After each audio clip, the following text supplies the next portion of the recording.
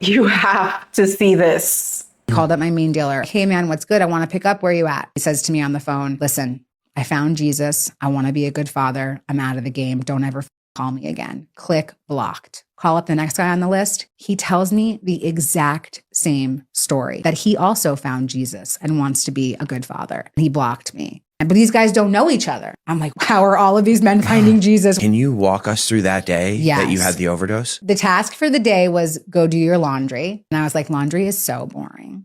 I'm going to get really up and then go do my laundry because that makes more sense. And I just took a little bit too much. My whole brain just like busted open. I collapsed on my bathroom floor naked and I had an out of body experience. My dad's voice was there waiting for me to like guide me into the light. I was shown everything about my life, like all these pieces started to come back together. There was a couple of messages that came through. And one of the messages was, you need to stop using drugs. I was like, that's not going to happen. The other message was, you are worthy of all the love in the universe.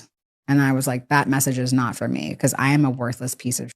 And so like they are telling this to the wrong person. They told me that my life was going to be really different after this experience. When I woke up from the overdose, I just sat up on my bathroom floor. I like shook my head. I was like, whoa, that was so weird. I can't believe that I got so high that I thought I was talking to God. And so I just went back to living my life as I was. And then my world started to get really super, super tiny. All of my drug dealers all decided to stop selling drugs.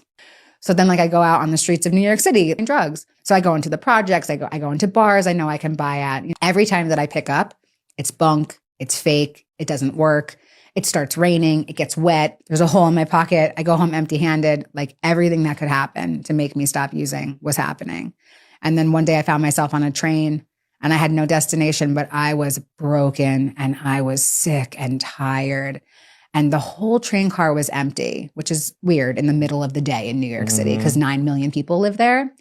And we stop at a train stop. The doors open. A man steps inside and he sits directly across from me, even though the whole train car was empty. And around his neck was this big blinged out emblem for a 12-step fellowship. And I heard this voice in my head and it said, that's your path. Follow him to a meeting. And so I asked this stranger on the train if he happened to be going to a meeting, and he said that he was going and that he would take me with him. And that was my day one in recovery. Holy.